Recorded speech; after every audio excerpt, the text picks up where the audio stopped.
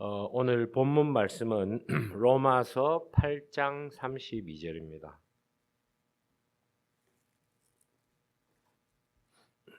로마서 8장 32절 한 절입니다. 한 절이니까 다 찾으셨으면 다 같이 한 목소리로 우리가 봉독하도록 하겠습니다. 8장 32절입니다. 읽겠습니다. 자기 아들을 아끼지 아니하시고 우리 모든 사람을 위하여 내주신 이가 어찌 그 아들과 함께 모든 것을 우리에게 주시지 아니하겠느냐. 주님의 말씀입니다. 사실은 오늘 본문은 이제 8장 31절부터 39절까지 내용입니다. 그 중에 또 핵심된 구절인 32절을 우리가 통하여 특별히 성부의 사랑에 대해서 우리가 한번 새기보고자 합니다. 기독교를 우리가 흔히 예수교라고 부르지 않습니까? 그리고 우리 찬송가를 보면 거의 다 찬송이 예수의 속죄에 대한, 예수의 은혜에 대한 것들로 가득 차 있습니다. 한번 찬송가를 살펴보시면 성부의 사랑에 대한 찬송가는 오늘 우리 또 권사님 주신 그것과 또 하나님은 또 외아들을 주시기까지 사랑했다는 것들과 몇 찬송가가 없어요. 그래서 정말 예수교다운 또 그런 내용을 우리가 늘 인지를 했습니다. 근데 오늘 본문은 훨씬 더 우리에게 하나님의 성부의 사랑에 대한 이야기를 말씀하고 있습니다. 여러분은 아버지 하면 어떤 생각이 드는지 모르겠습니다. 엄마 그러면 생각이 많이 나는데 아버지 그러면은 물론 훌륭한 아버지도 많이 있지만은 참 생각이 나지 않을 때가 참 많이 있어요. 지금 돌아가셨어요. 뽀빠이 이상용 씨가 정말 히트를 친 TV 프로그램이 있죠. 우정의 무대. 거기에 이제 많은 군인들이 이제 모여가 있는 시간에 이제 어머니가 나타나지 않습니까? 엄마가 보고플 땐 엄마 생각하지요라고 하는 비슷한 가사예요. 그걸 부르면 뭐 전부 울고 야단이 나는 거죠. 그리고 저쪽에서 이제 엄마가 이렇게 올라오면, 그죠? 어머니 그러면서 이제 그래서 벌써 뭐 보슨 걸음으로 그냥 달려가서 허그를 하고 그렇게 해서 정말 우정의 무대는 감동의 그런 무대입니다. 그래서 어느 날 TV를 보다가 아버지들이 너무 화가 나가지고 왜 아버지들은 거기에 좀 올려보낼 수 없느냐 이런 논의가 됐어요. 그래서 한번 아버지들을 무대에 올렸습니다. 저쯤에서 아버지가 나오는데 멀뚱멀뚱하게 아버지가 올라오는 거거든요. 그러면서 하는 말이 요새 군에 밥 잘 준다면서 이렇게 이제 이야기를 시작했습니다. 아들이 이 아버지를 보고 아버지 바쁘신데 왜 왔어요? 이래가지고 그날 우정의 무대는 정말 한 번으로 끝났다. 그런 이야기를 합니다. 그러면서 아침마당에 뽀빠이 이상명이 나와서 그렇지만 아버지는 속으로 운다. 이런 이야기를 했습니다. 그 한마디가 제가 참 그 아버지를 좀 대변했다. 아버지는 속으로 운다. 어떤 아버지는 술을 잡수고 와서 정말 벽만 쳐다보고 우는 그런 아버지도 있었다. 그런 이야기를 나누고 있습니다. 오늘 이 본문은 특별히 성부 하나님에 대한 사랑을 강하게 말씀하고 있습니다. 아마 성경의 가장 복된 소식, 그것은 하나님께서 그 아들, 사랑하는 아들 예수를 우리를 위해 이 땅에 보내셨다. 아마 그것이 이 복음의 엑기스라고 말할 수 있겠죠. 요한복음 3장 16절과 함께 오늘 이 본문은 우리를 향한 성부 하나님의 사랑을 잘 표현하고 있습니다. 요한복음을 저술한 또 요한복음에 관심을 가지고 있는 많은 신학자들은 3장 16절이 우리가 어린이를 위한 복음만이 아니고 하나님이 세상을 이처럼 사랑하사 독생자를 주셨다. 이는 정말 멸망치 않고 그 아들 믿음으로 구원을 얻기 위해서 주셨다. 이렇게 말씀하고 있습니다. 그와 더불어 오늘 이 8장 32절 자기 아들을 아끼지 아니하시고 우리 모두를 위해 그 아들을 내어주신 이가 어찌 그 아들과 함께 모든 것을 은사로 주지 아니하겠느냐. 이 두 구절은 상벽을 이루는 3장 16절과 8장 32절은 상벽을 이루는 그런 구절이기도 한 것입니다.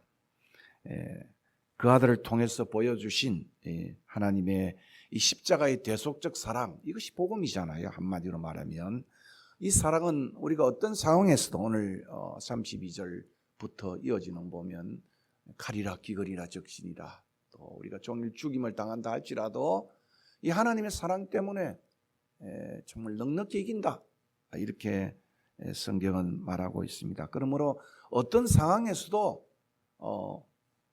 잊지 말아야 할 복음이 바로 3장 16절과 더불어 오늘 8장 32절 또 그 이하다, 그렇게 말씀하고 있습니다. 그리고 우리의 은혜와 감사의 원천이 바로 이것인 것입니다.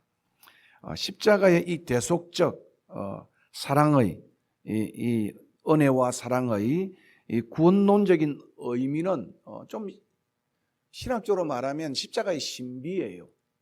그리고 더 나아가서 신론, 하나님에 대한 그러한 신론의 신비일 뿐만 아니라 더 나아가서는 삼위일체의 신비다, 이렇게도 표현을 하고 있습니다.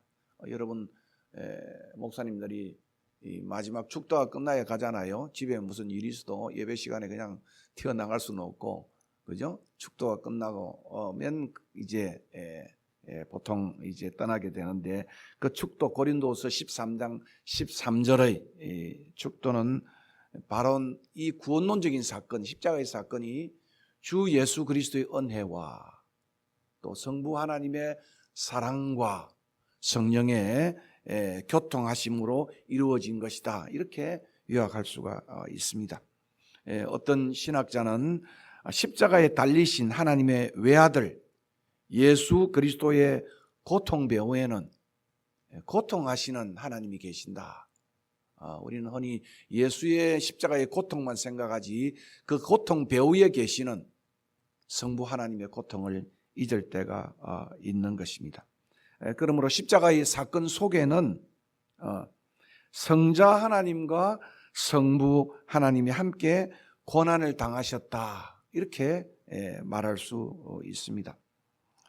다시 말하면 십자가의 사건 속에 감추어진 성자와 성부 하나님의 고난은 결국은 성자 하나님의 대속적인 그러한 사랑의 행위이고, 그리고 그 아들을 버리기까지 하신 성부 하나님의 말로 다 할 수 없는 사랑의 행위다, 이렇게 생각을 합니다. 그러므로 십자가의 사건 속에는 고난과 사랑이 어우러져 있다. 고난과 사랑이 어우러져 있다.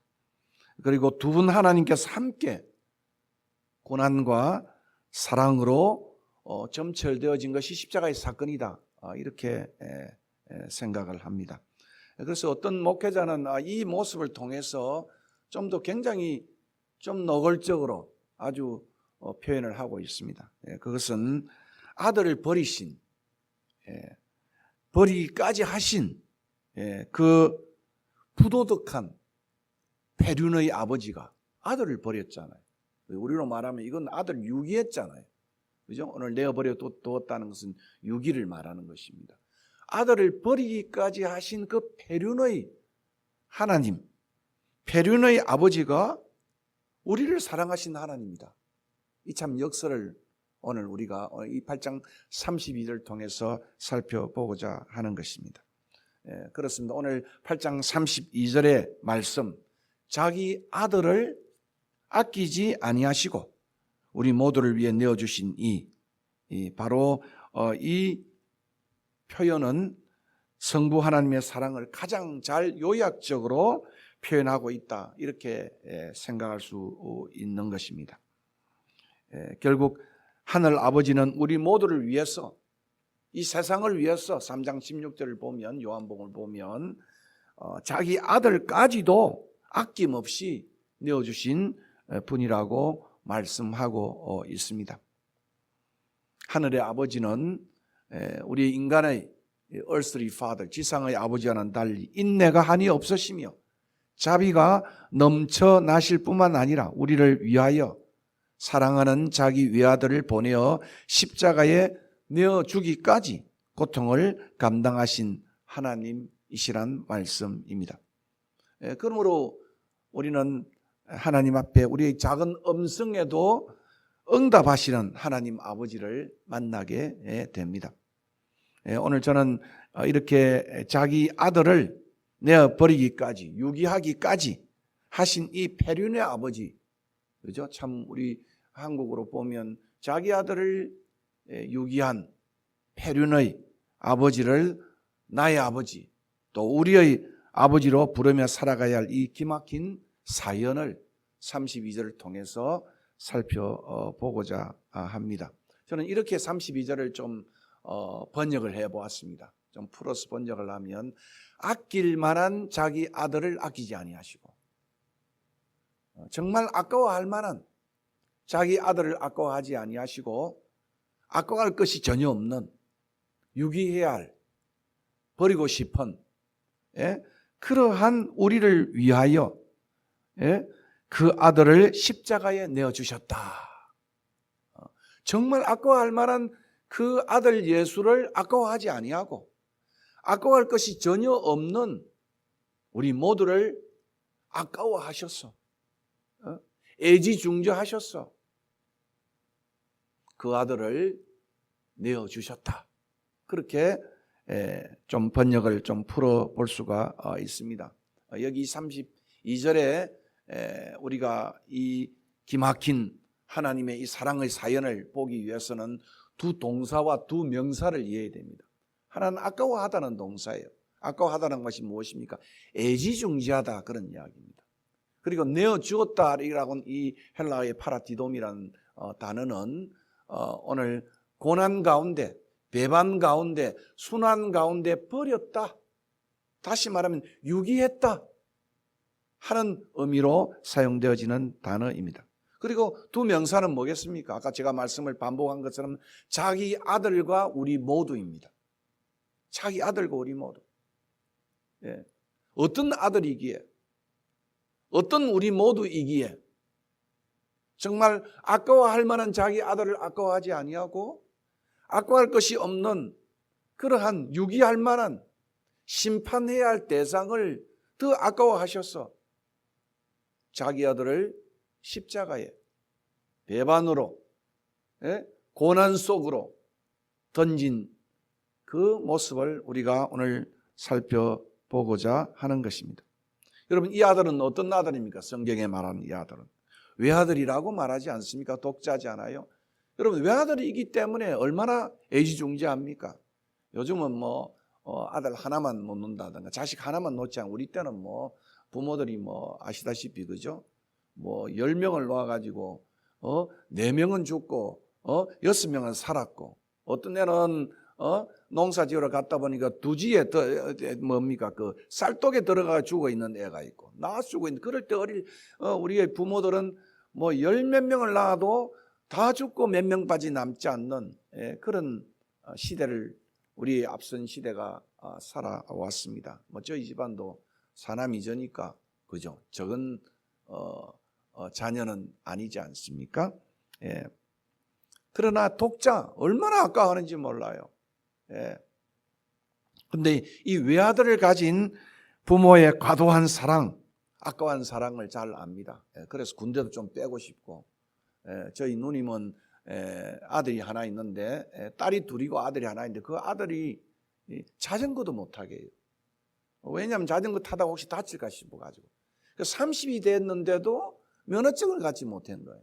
혹시나 위험할까 싶었어. 이것이 바로 독자를 가진, 아들 하나를 가진 애지중지하는 모습입니다. 특별히 한국 같은 사회에서는 그죠? 군대 문제가 그죠? 심각한 그런 것들을 우리가 듣지 않습니까? 그런데 이 외아들도 불순종하여 속만 썩인다고 한다면은 그건 애지중지한 아들보다도 좀 심하게 말하면 왼수잖아요, 왼수. 내가 저놈 낳으려고 그랬냐? 예? 예? 정말 외아들이 애지중지하는 정말 그런 아들이지만은 속만 썩이는 그러한 아들이라고 한다면 그것은 참 또 다른 원수 같은 아들이 아닐 수가 없습니다. 그러나 우리 하나님의 외아들, 독생자 예수님은 모든 일에 성부를 기쁘게 한 아들이었다. 여러분 공사에게 시작할 때 예수님께서 세례를 받으러 그죠? 요한에게 가서 그 받고 물 위로 올라올 때 하늘로부터 소리가 있지 않습니까? 예? You are the beloved son. 예? I'm well pleased. 예? 너는 내 사랑하는 아들이요, 내가 너를 기뻐했다. 예? 왜냐하면 공사에게 시작부터 세례가 예수님이 세례 받을 필요가 있습니까? 없잖아요. 세례라는 것은 죄를 씻기 위한 것인데 예수님은 성령으로 죄 없이 동정녀에 탄생하신 거예요. 그러니까 예수님은 세례를 받을 이유가 없는 것입니다. 그래서 마태복음 3장에 보면 예수님이 세례요한의 세례를 받으러 오니까 세례 요한이 주지 않으려고 했어요. 그때 예수님께서 세례를 주라고, 그리고 의를 이루라고 그렇게 말하고 있습니다. 그러므로 예수님의 세례는 이 죄인들이 받아야 할 죄를 씻기 위한 세례와는 구별된 세례입니다. 그것을 좀 신학교로 말하면 대속적 세례다 그 말입니다. 세례 받을 필요가 없는데 우리가 받아야 할 그 세례, 우리가 받아야 할 그 죄의 자리에 우리를 대신하여 그 자리에 서셨던 대속적 세례입니다. 그러므로 이 세례는 어떤 면에서는 예수님이 우리를 위해서 서야 할 그 세례의 장소, 그죠? 구원을 위한 것이겠죠. 예. 그러므로 예수님께서 세례요한의 세례를 받으니까 하나님께서 협조하셨다 이 말입니다. 왜냐하면 이 세례는 대속적 세례이기 때문에 우리를 대신하여 받아야 할 대속적 세례이기 때문에 하나님께서 우리를 위해서 베푸신 그 구원의 길을 예수님께서 세례를 통하여 우리를 구원하고자 하는 그 의미를 공사역 초기부터 표현을 했다 이렇게 말할 수 있습니다. 그러므로 하나님은 이 세례 받으시는 순종하는 예수를 보시고 하늘로부터 소리가 있기를 정말 내가 사랑하는 아들이다, 내가 너를 기뻐했다 이렇게 표현을 하고 있는 것입니다. 아니 공사역의 시작만이 아니고 여러분 요한복음 8장을 읽어보면 그는 항상 아버지 하나님을 기쁘시게 했다. 또는 요한복음 4장을 읽어보시면 이런 이야기 있어요. 나의 음식은 그죠? 요한복음 4장이 뭡니까 여러분? 수가성 여인에 대한 기사 아니겠습니까? 제 아들은 배가 고파서 다 마시래, 다 밥 먹으러 가야 되니까 다 갔어요. 예수님께서는 이 여인을 구원하기 위해서 배고픔도 참고 목마름도 참고 그렇게 해서 수가성 여인이 만났지 않습니까? 그때 4장 20몇 절인가를 보면 나의 양식은, 나의 음식은 아버지의 뜻을 향하는 것이다. 예수님이 그죠? 인간의 육신의 그러한 욕구까지도 버리시고 그의 가장 중요한 그가 먹어야 할 음식은 아버지의 뜻을, 그 수가성 여인을 구원하기 위한 것이라는 사실을 성경은 보여주고 있는 것입니다. 그러므로 공사역 시작부터 어쩌면 공사역 그의 사역의 전반에 걸쳐서 정말 예수님은 항상 성부 하나님을 기쁘시게 하는 일을 행한 기쁨의 대상이었다. 사랑의 아들이었다. 이렇게 말할 수 있는 것입니다. 그러므로 독생자 예수님은 성부 하나님이 지극히 아까워할 만한 그냥 불순종하는 아들이 아니라 그 아들은 오셔서 오직 하나님만을 기쁘시게 하는 그러한 순종하는 그러한 아들이었기 때문에 정말 아까워할 만한 그런 사랑스러운 아들이었다고 말할 수 있습니다. 단지 독자이기 때문만에 그렇게 아까워할 만한 것이 아니라 독자로 오셔서 그의 삶 전체가 오직 하나님만을 기쁘게 하는 그러한 삶을 살은 사랑스러운 기쁨의 대상이 바로 예수라고 말할 수 있습니다. 그런데 오늘 이 32절에 나와 있는 그 아들과는 달리 우리 모두는 누구입니까? 우리 모두는 로마서 1장 21절 이하를 보면 하나님의 형상을 따라 창조된 우리 모두는 하나님을 떠나 불순종의 길로 갔던 사람들이라고 바울은 고발하고 있습니다. 하나님께서 자신을 잘 기억하고 섬기도록 이 만물을, 그죠? 온 세계를 그렇게 주셨지만은 여러분 로마서 1장에 보면 그 모든 만물을 버러지의 우상으로 바꾸었다. 그리고 만물을 하나님을 위해서 영광을 위해 드려야 되는데도 불구하고 그 모든 창조물을 자기의 쾌락물로 삼았던 존재가 바로 우리 모두다. 이렇게 바울은 고소하고 있는 것을 봅니다. 더 나아가서 불의로 진리를 막고 불경건과 불의를 일삼는 사람들이 우리이고, 마음의 정욕대로 부끄러운 욕심 가운데 사는 사람들이 우리이고, 그리고 철저히 불순종한 존재가 우리이고, 탕자처럼 모든 것을 아버지로부터 받았던 존재인데 마치 자기 몫을 주장하여 그것을 허비한 탕아가 성경은 우리 모두라고 표현하고 있습니다. 그럼에도 불구하고 하나님은 이런 우리 모두를 위하여 똑같이 비도 주시고 해도 주시고 모든 것을 공급했다. 그렇게 성경은 표현하고 있는 것입니다. 이렇게 하나님의 은혜와 자비와 사랑을 깨닫도록 하나님은 지금도 참으시고 우리 모두를 위하여 참으시는 시간을 하나님이 갖고 있는데, 세상 사람들은 하나님이 어디 있느냐, 봐라 하나님이 없지 않나, 내가 이렇게 마음대로 해도 정말 아무런 일이 벌어지지 않느냐, 이렇게 하나님을 조롱하고 있다고 시편 기자는 그렇게 말하고 있습니다. 더욱 악을 일삼고 있는 사람들이 우리라는 말씀입니다. 하나님 편에서는 볼 때 전혀 사랑할 만한 것이 없는 자들이 우리다 이 말입니다. 철저히 불순종한 자들이고 싫어할 수밖에 없는 심판과 유기의 대상이 우리라고 말할 수 있습니다. 이 대조를 여러분 이해할 수 있겠습니까? 정말 아까워할 만한 자기 아들을 아까워하지 아니하고 아까워할 것이 없는, 1장에 나와 있는 것처럼 유기와 심판의 불순종의 대상이 우리 모두라고 바울은 그렇게 말하고 있습니다.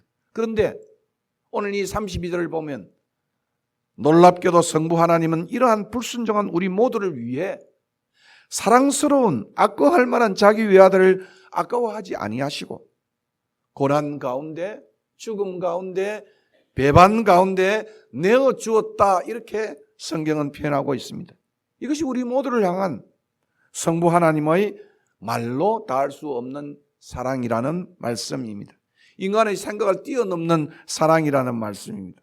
그리고 오늘 제가 앞에서 말씀드린 것처럼 여기 아까워한다고 하는 이 헬라어 단어는 구약의 창세기 22장 12절과 16절에 나타난 단어로서 여러분 이 구절을 보면 정말 독자 이삭을, 아까워할 만한 그 독자 이삭을 아브라함이 100세에 난 이 독자 이삭을 하나님 명령에 따라 아낌없이 모리아산에 번제물로 바치라고 했던 그 장면을 우리는 기억할 수 있을 것입니다. 이 장면에서 우리는 순종하며 따라 나신 자신의 이 외아들 이삭, 100세에 난 이삭이잖아요. 기쁨과 소망의 아들을 하나님께 아낌없이 드리는 아버지 아브라함의 아픈 마음과 그 헌신을 우리는 만나게 됩니다. 그런데 아브라함의 이 헌신은 정말 아까워할 수밖에 없는 100세에 난 그 독자, 여러분 그 여정이 얼마나, 그죠? 뭐 수십 년의 세월을 지니면서 정말 얻었던 그 독자를 하나님이 아낌없이 바치라고 했을 때 바쳤던 것은 아브라함이 그 하나님이 어떤 분인가를 알았기 때문 아니겠어요? 예? 왜냐하면 갈대아 우르에서 부르신 그 하나님은 아브라함에게 늘 아브라함을 인도하시고 그리고 약속을 지키신 그 하나님이었습니다. 그러므로 아브라함이 그 아들 독자 이삭을 아낌없이 바친 이유는 정말 위대한 그 하나님 아버지 때문에 바쳤다, 그런 말씀입니다. 그런데 오늘 이 성부 하나님이 자기 아들 독자를 아낌없이 우리를 위해서 정말 내어주신 그 이유는 뭐겠습니까? 우리가 얼마나 사랑스러워요? 우리가 얼마나 신뢰할 만해요? 예, 우리가 얼마나 참 아브라함이 그 하나님을 신뢰하여 드렸던 모습과는 정말 판이하게 다른 아까할 것이 없는 불순종한 우리 모두를 위하여 이 아들을 성부 하나님은 우리를 위해 내어주셨다고 말하고 있는 것을 봅니다. 성부 하나님은 사랑할 만한 것이 전혀 없는 불순종한 우리를 위해 사랑스러운 자기 외아들 예수를 우리를 위해 아낌없이 죽음 가운데 내어주었다. 사랑스럽지도 못한 불순종한 우리 모두를 위해 사랑하는 순종의 외아들을 죽음 가운데 내어주시면 우리 같은 것을 먼저 사랑했기 때문입니다. 다시 말하면 왜 이런 정말 폐륜의 아버지가 되었느냐? 자기 아들까지도 유기해야 되느냐? 그 이유는 뭐겠습니까? 어떻게 그럴 수 있느냐? 답이 안 나와요. How라고 물으면 답이 안 나와요. 근데 why라고 물으면, 왜 그랬냐고 물으면 답은 분명한 것입니다. 그것은 바로 우리 같은 불순종한 악고할 만한 우리 모두를 사랑하셨기 때문에, 사랑이라는 이유 때문에 우리같이 불순종한 그러한 우리 모두를 위하여 그 사랑스러운 아들을 십자가에 내어주셨다. 이렇게 성경은 말씀하고 있습니다. 이것이 바로 사도 요한이 요한복음 3장 16절에 말씀하신 것과 일치하는 거 아니겠습니까? 하나님이 세상을, 요한복음이 말하는 세상은 정말 예수님을 대적하는, 하나님을 정말 없이 여기는 그런 세상을 이와 같이 사랑하셨어. 그 아들 독생자를 우리를 위해서 선물로 주셨다. 이렇게 말하고 있습니다. 다시 말하면 하나님의 사랑이 우리에게 이렇게 나타난 바 되었으니, 요한일서의 또 다른 표현이죠. 하나님이 자기의 독생자를 세상의 죽음 가운데로 보내심은 그로 말미암아 우리를 살리려 하심이라. 사랑은 여기 있으니 우리가 하나님을 사랑한 것이 아니요 하나님이 우리를 사랑하사 우리 죄를 속하기 위하여 화목제물로 그 아들을 보내셨다. 3장 16절에 이어서 요한일서 4장 9절과 10절은 우리에게 더 분명하게 이 사랑을 설명하고 있는 것을 봅니다. 여기 오늘 내어주셨다는 동사 제가 자주 설명했지 않습니까? 그것은 희생을 드리다라고 하는 그러한 구약의 의미이기도 합니다. 신약에서는 죽음 가운데 넘겨주다. 그래서 deliver up. 이 헬라어 단어는 파라디돔이라는 단어인데 넘겨졌다. 그런 표현입니다. 배반과 순환 속으로 넘겨주다. 그런 의미입니다.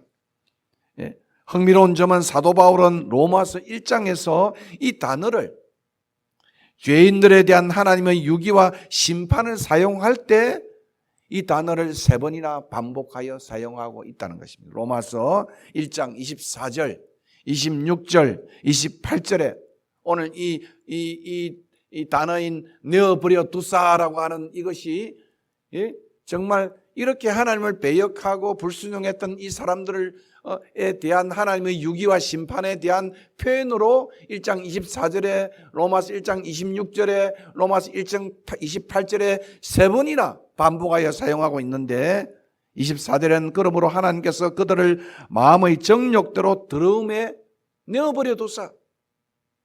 그 유기란 말씀이죠. 이 때문에 하나님께서 그들을 부끄러운 욕심에 내어버려 두사. 그리고 마지막 28절에 하나님께서 그들을 그 상실한 마음대로 내어버려 두사. 인간의 타락한 모습을 가지고 하나님의 유기와 심판을 의미할 때 이 내어버려 두었다는 이 단어를 반복적으로 3번이나 사용하고 있는데, 그런데 놀랍게도 사도 바울은 이제 8장 32절에 가서 인간에 대한 하나님의 심판과 유기에 대해 사용하였던 이 단어를 지금 이 8장 32절에서는 사랑스러운 자기 외아들에 대해서 사용하고 있다는 점입니다. 제가 이 시간 되면 상당히 제가 좀 정신이 좀 덜 이제 되는 시간이에요. 그래서 혹시 여러분 좀 잘 이해를 해 주시면 좋겠습니다. 눈이 껌뻑껌뻑하고 참 어려운 시간이 지금 이 시간인데요. 아까도 말씀드린 것처럼 그죠? 우리 모두 그 악과 알만한 것이 전혀 없는 우리 모두를 하나님이 유기하고 심판할 때 내어버려두사 했던 이 동사를 8장 30일에 와서 그 아들에게 이 동사를 사용하고 있다는 여기에 우리가 깊은 관심을 가지고 있어야 되는 것입니다. 하나님은 자신의 사랑스럽고 기쁨의 대상이었던 순종하는 그 외아들을 도리어 버림과 심판의 죽음 가운데 내어버려 두었다. 왜 그랬을까요? Why he did it? 왜 하나님은 그런 일을 했을까요? 왜 페륜의 그러한 아버지로서 서 있게 되어졌나 그런 말씀입니다. 그 이유를 바울은 우리 모두를 위하여 우리 모두를 사랑하셨어. 어떤 우리이길래 철저히 그리고 언제나 불순종한 우리 모두를 위해 자기 아들을 죽음 가운데 내어버려 두었다, 유기했다 그렇게 말씀하고 있습니다. 이것이 성부 하나님께서 우리를 향한 사랑이라는 말씀입니다. 그러므로 본문 32절의 말씀은 우리같이 사랑할 만한 것이 아까할 만한 것이 전혀 없는 불순종한 우리를 위해 하나님은 자신의 그 사랑스러운 순종하는 외아들을 우리 모두가 받아야 할 그 유기와 심판 가운데 아낌없이 내어버려 두었다. 제가 지금 계속해서 반복하는 표현을 여러분 이해할 수 있는지 모르겠어요.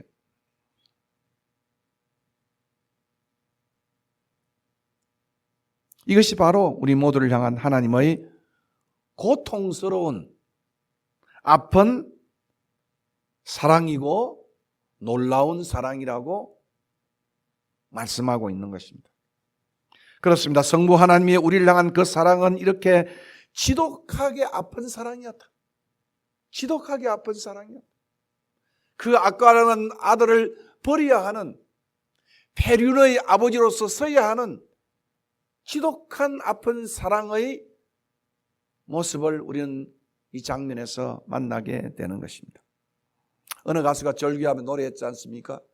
너무 아픈 사랑은 사랑이 아니었기에 너무 아픈 사랑은 내가 지금 목이 다 잠겨 부르지를 못하는데요. 김범수도 불렀고 그리고 김기태라고 하는 싱어게인에 나와 있는 목소리가 아주 탁한 친구가 있어요. 뭐 지금 1000만 벌써 이상이 넘어가는 너무 아픈 사랑은 사랑이 아니었기에 그 말은 무엇입니까? 너무 아픈 사랑은 사랑이 아닙니까? 너무 아픈 사랑은 진짜 사랑이잖아요. 찐 사랑이잖아요. 참 사랑이라 그런 역설적 표현을 그 가수는 절규하며 불렀던 것을 저는 기억을 합니다. 백주의 십자가에서 고통당하시는 그 외아들의 순환 과정을 모두 지켜보신 성부 하나님의 고통은 말로 다할 수 없을 것입니다. 예수님께서는 마지막에 그 십자가의 고통 속에 엘리 엘리 라마 사막다니 나의 하나님 어찌하여 나를 버리셨나이까?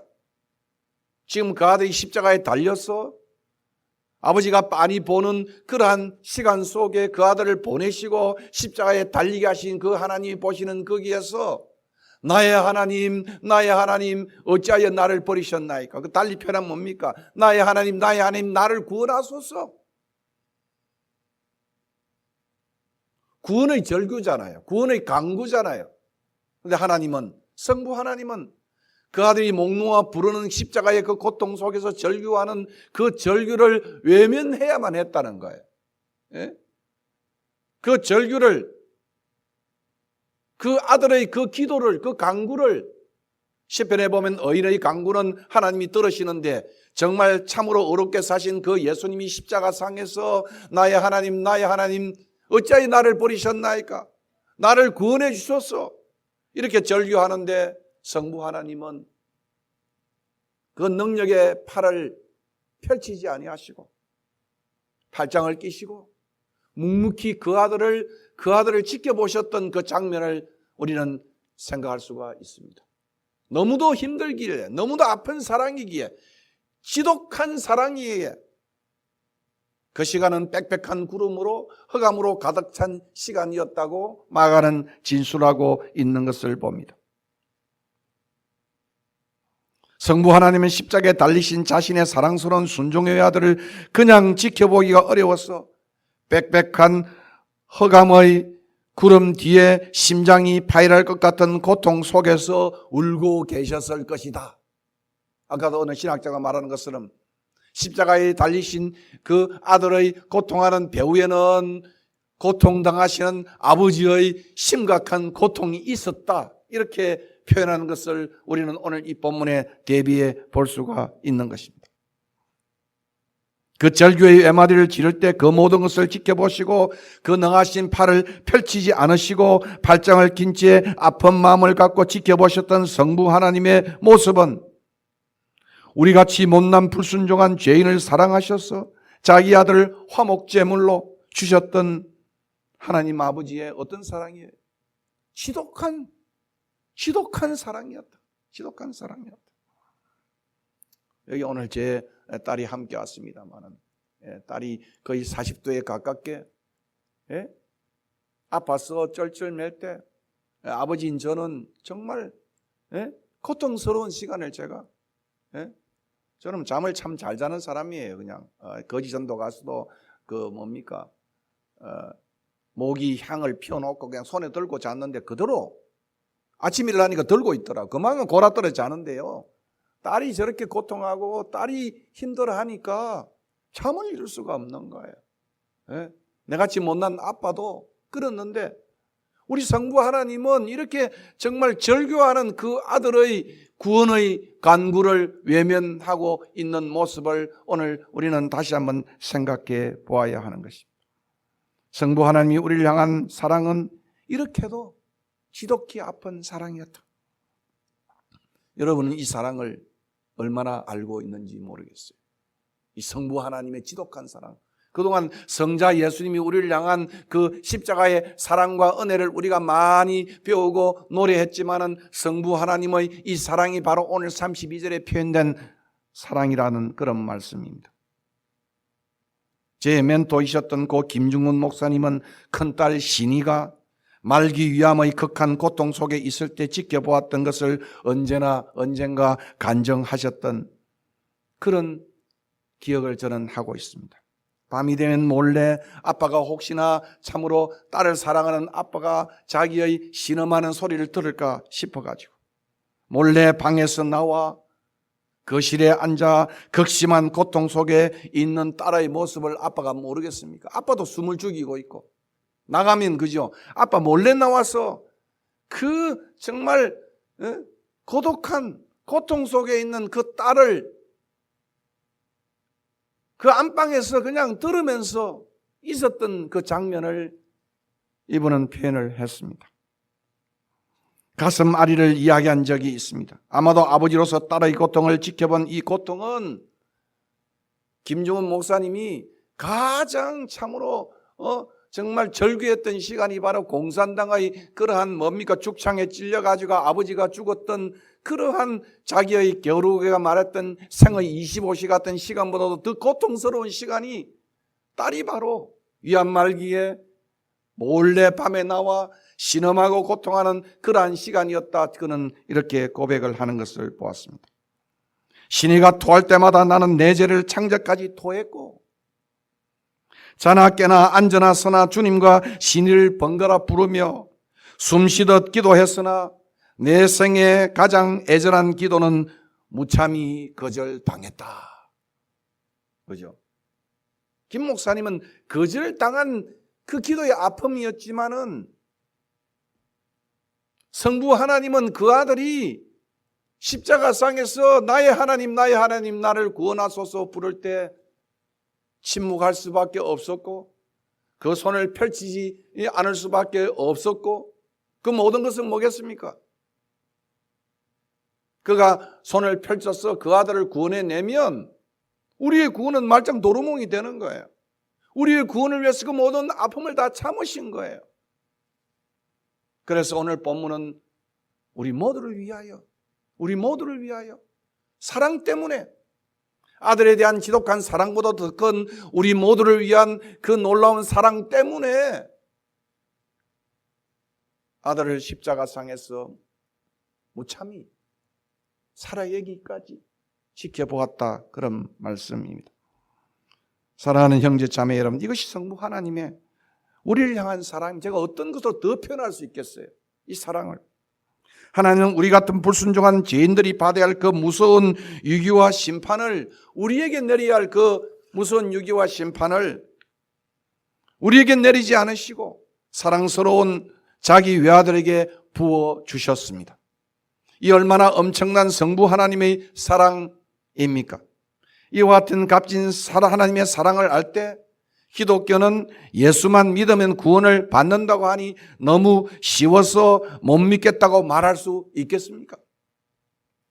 우리가 단순히 주의 이름만 부르면 믿으면 구원을 얻을 수 있는 것은 이 너무도 단순한, 예수만 믿으면, 예수를 나의 주라고 고백만 하면 구원을 줄 수 있는, 구원을 얻을 수 있는 것은 그 고백 배후에 우리 같은 죄인들을 위하여 하나님께서 너무도 엄청난 지독한 사랑의 대가를 지불하셨기 때문에 그러한 것입니다.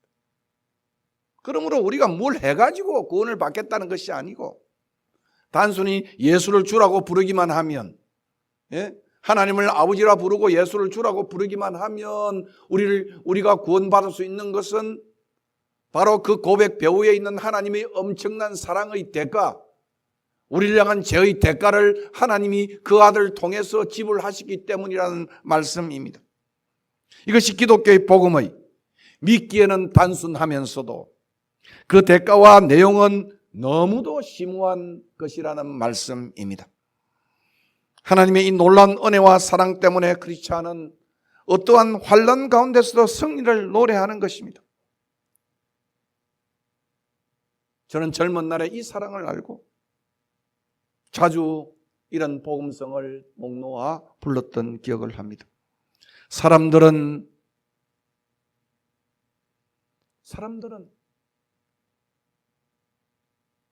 이해할 수 없네.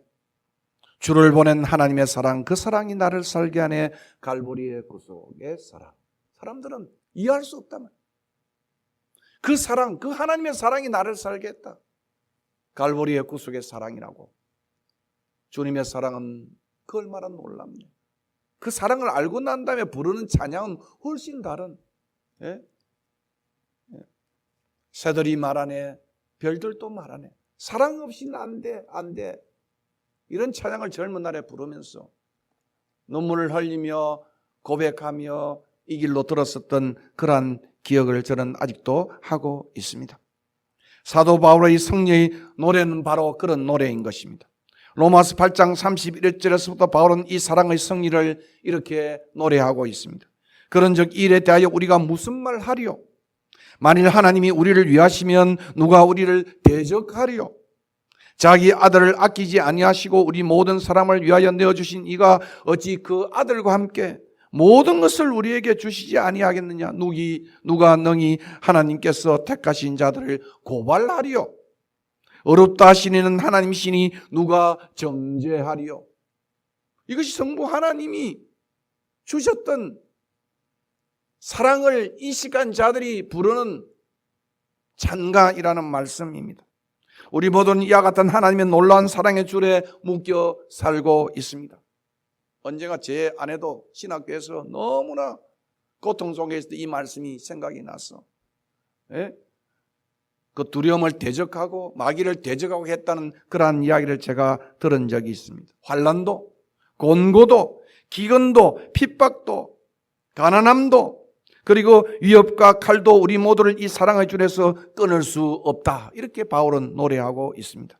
우리가 종일 주를 위하여 죽임을 당게 되며 도살을 양같이 여김을 받는다 할지라도, 그러나 이 모든 일에 우리를 사랑하시는 이로 말미암아 우리는 넉넉히 이긴다. 바울은 승리의 찬가를 이 하나님 사랑 때문에, 사랑으로 말미암아 부르고 있다고 말씀하고 있는 것입니다. 십자가를 지신 성자 하나님의 은혜와 자기 외아들을 아낌없이 주신 성부 하나님의 이 지독한 사랑과 이 놀라운 은혜와 사랑을 깨닫게 하시는 성령님의 교통하심 때문에 우리는 이 힘든 시기에도 노래할 수 있고 감사할 수 있고 헌신할 수 있는 것입니다. 그럼 저는 죽다 할 때마다 늘 그 뒷부분에 자기 아들을 아끼지 아니하시고 우리 모두를 위하여 내어주신 하나님의 사랑과 성령의 교통하심이 너에게 있을지어다. 그 의미를 제가 너무도 받았던 이 은혜 때문에 그렇게 고백하는 것을 봅니다. 우리가 이렇게 어려운 상황에서도 그리고 지금같이 미래가 불확실한 그러한 상황 속에서도 감사하는 이유가 바로 오늘 이 32절의 말씀의 내용이라는 것입니다. 다시 한번 31절과 39절을 한번 여러분 성경을 펼쳐서 보십시다. 그런즉 이 일에 대하여 우리가 무슨 말하리요? 하나님이 우리를 위하시면 누가 우리를 대적하리요? 자기 아들을 아끼지 아니하시고 우리 모든 사람을 위하여 내주신 이가 어찌 그 아들과 함께 모든 것을 우리에게 주시지 아니하겠느냐? 누가 능히 하나님께 택하신 자들을 고발하리요? 의롭다 하신 이는 하나님이신 누가 정죄하리요? 죽으실 뿐만 아니라 다시 살아나신 이는 그리스도 예수시니 그는 하나님 우편에 계신 자요 우리를 위하여 간구하시는 자신이라. 누가? 35절입니다. 우리를 그리스도의 사랑에서 끊으리요. 이 사랑의 이겹줄 아닙니까? 하나님의 사랑과 그리스도의 이 속죄적인 대속적 사랑이 이 두 겹으로 지금 나타나고 있는 것을 봅니다. 환난이나 곤고나 박해나 기근이나 적신이나 위험이나 칼이라 기록된 바 우리가 종일 주를 위하여 죽임을 당하게 되며 당할 양같이 여김을 받았나이다 함과 같으니라. 그러나 이 모든 일에 우리를 사랑하시는 이로 말미암아 우리가 넉넉히 이기느니라. 놀라운 표현 아닙니까? 내가 확신하노니 사망이나 생명이나 천사들이나 권세자들이나 현재 일이나 장래 일이나 능력이나 높음이나 깊음이나 다른 어떤 피조물이라도 우리 주 예수 그리스도 안에 있는 하나님의 이 사랑, 그 사랑에서 끊을 수 없다. 여러분, 이 놀라운 사랑이 여러분과 함께 하기를 정말 진정으로 축원합니다. 우리 지상의 아버지는 잘 생각이 안 나는지 모르겠어요. 여러분 이어령치다 보면 그죠? 늘 내가 정말 미나 목사를 미나 딸을 하기 위해서 피아노도 사고 집도 큰 집을 지었지만은 늘 나는 바빠서 미나를 돌보지 못했다. 미나를 돌보지 못했다. 그리고 그 책에 그렇게 합니다. 나는 미나만 놓으면은 내가 아버지가 되는 줄 알았다. 그런데 착각이었다. 미나를 태어나게 하는 순간 남은 아버지로 태어난 것이었지 아버지가 되는 것은 아니었다. 미나가 어린 생명 속에서 자라간 것처럼 나도 아버지로 태어나서 아버지로 자라가야 하는데 나는 자라가지 못했다. 그러면서 하는 말이 그러나 미나 곁에는 늘 하늘의 아버지가 있었다. 내 부족한 시간, 내가 연구하고 발표하고 했던 수많은 시간 속에 내가 정말 미나에게 변화만 주고 대글 같은 큰 집만 주면 다 되는 줄 알았는데 나는 아버지로서 역할을 못했는데 미나 곁에는 늘 Heavenly Father, 하늘의 아버지가 있었다. 그것이 바로 오늘 본문이 우리에게 던져주는 의미라는 것입니다. 저는 그 책을 얼마 전에 비행기 타고 굿나잇 키스라고 하는 딸에게 보낸 굿나잇 키스라고 하는 이어령 씨의 책이에요.